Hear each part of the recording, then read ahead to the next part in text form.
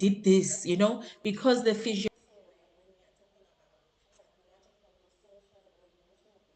physiological response enables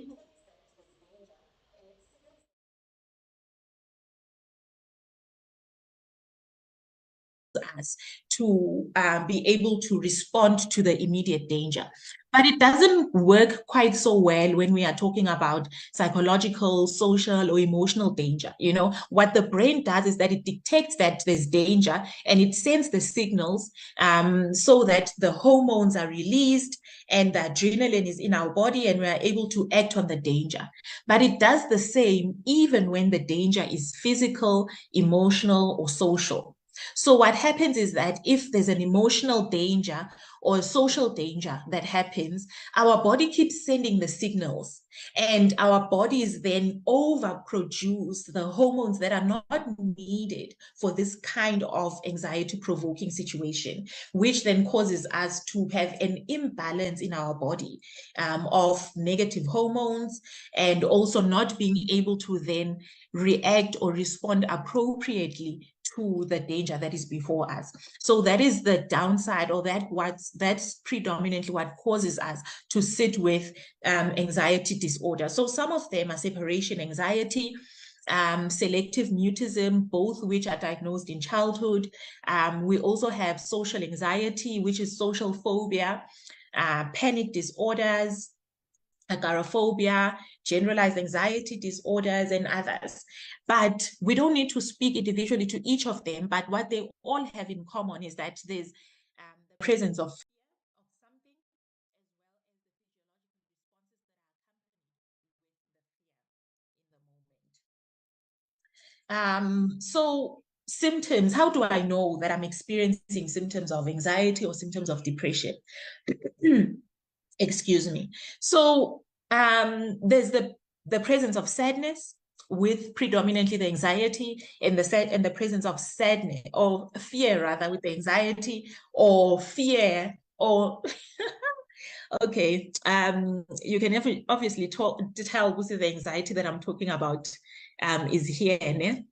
So with the anxiety, there's the presence of fear.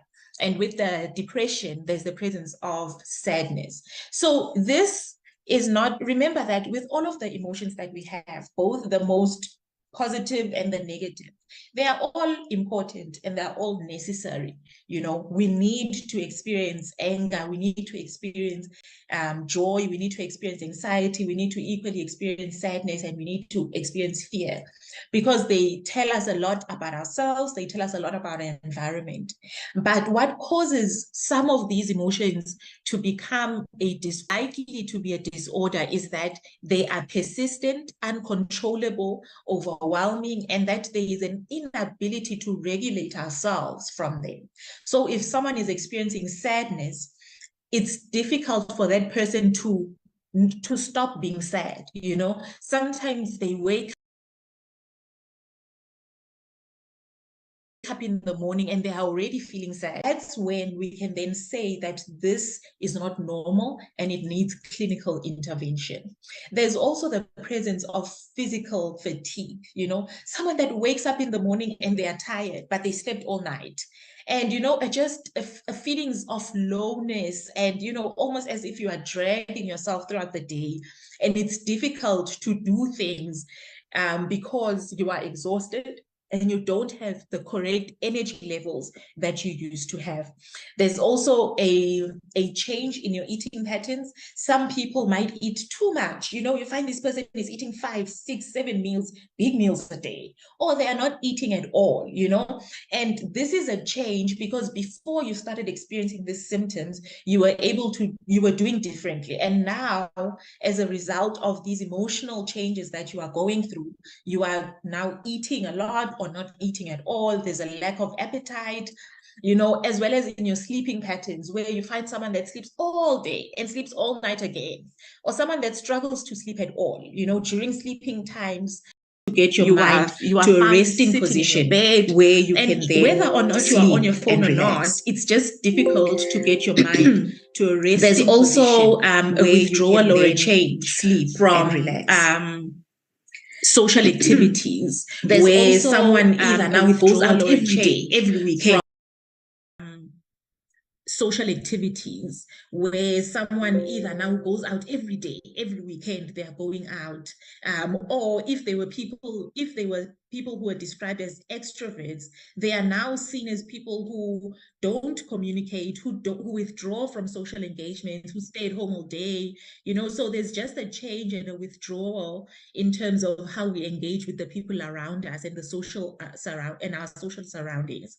There's also relational difficulties. Remember, when you are experiencing sadness, you are irritable, for an example, or you are experiencing fear, it's very difficult for you to be pleasant with the people around you. So some of these mental health disorders or symptoms that we go through, they cause us to not then have good relationships with the people around us. We are fighting with our co-workers, we are fighting with our spouses or our children because we are not okay. Everything that is being said is heard differently, or we don't have the tolerance to be able to deal with it or to manage it in a proactive or in the correct manner so that it doesn't blow out. So we find ourselves in relationships that are dysfunctional because we are not okay. There's also an inability to function within daily activities, things that you were able to do with ease, waking up, if you have children, dressing your children, getting ready for work, doing day-to-day things that you used to do without even a consideration is now difficult. You find yourself dragging yourself, taking longer, forgetting, not doing things as well as you used to do. And there's just a general difficulty in doing things that used to be not so difficult. There's also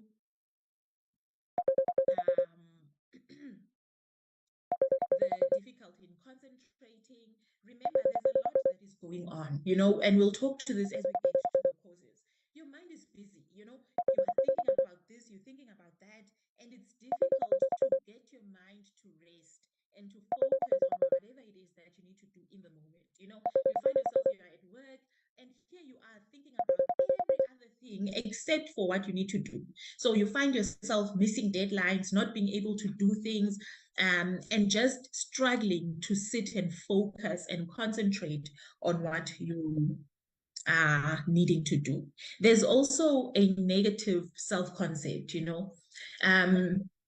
a lot of the times there is because of the feelings of being stuck in these emotions and not being able to get out of it, we feel hopeless, we feel helpless, and we start to blame ourselves, we start to see ourselves as not sufficient, of starting to see ourselves as failures. There's a negative view that we develop about ourselves because of the things that we are going through. And this causes us then to be able to, sometimes you'll find yourself, you are not even dressing up, you are not even trying to make yourself bathing, like simple things that we used to do, we are not doing anymore because we see ourselves as failures. We see ourselves as people that are not capable of, looking good or presenting good or doing anything that is worth being, that is worth anything. And we then start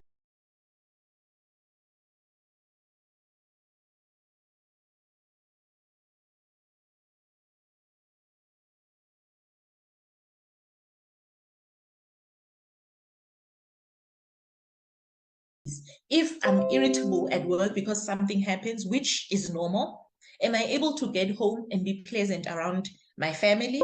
Or am I just moody and irritable with everyone the whole week, because then that is a problem. So we just need to keep monitoring ourselves, checking ourselves. Where am I?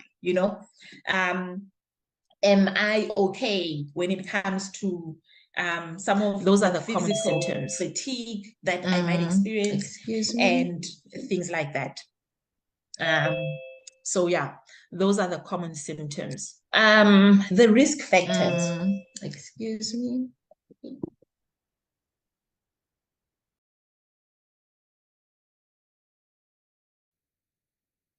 The risk factors.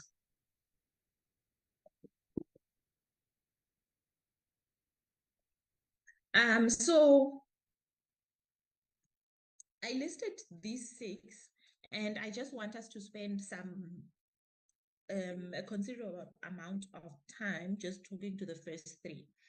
So things that cause us to find ourselves in this position could be unresolved childhood trauma, and we'll talk to that. There's also unresolved grief,